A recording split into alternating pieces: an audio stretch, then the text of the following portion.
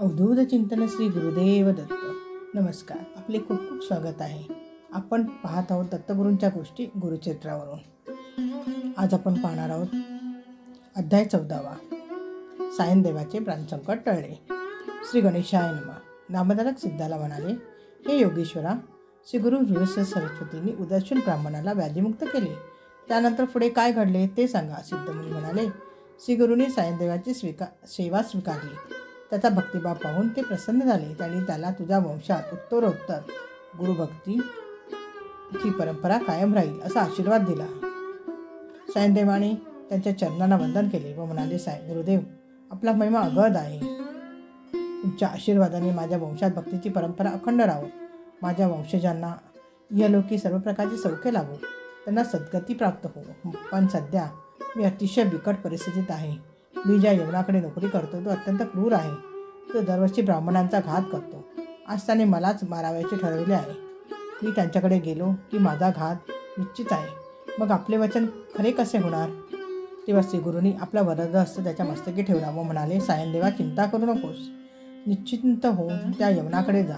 तो तुला सन्मानाने परत पाठवेल. तू परत येईपर्यंत मी येथेच थांबणार आहे. तू माझा भक्त आहेस.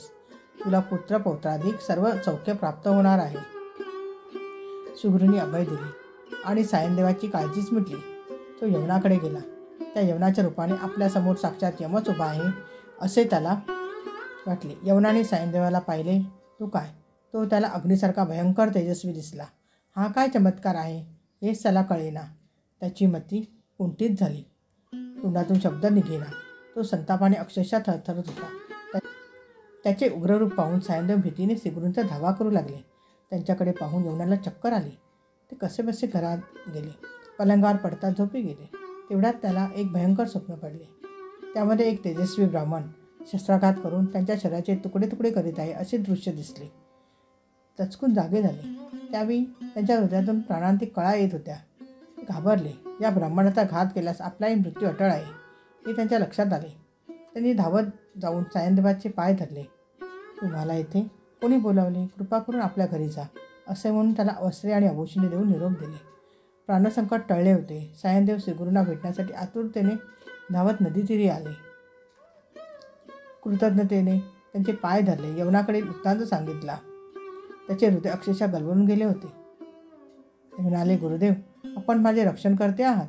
आपल्या कृपेनेच मला जीवदान मिळाले. आता तुमची सेवा हाच माझा धर्म. मला तुमच्याबरोबर न्या. तेव्हा श्रीगुरू म्हणाले, सायनदेवा, आम्ही तीर्थक्षेत्रासाठी दक्षिणेकडे निघालो आहोत.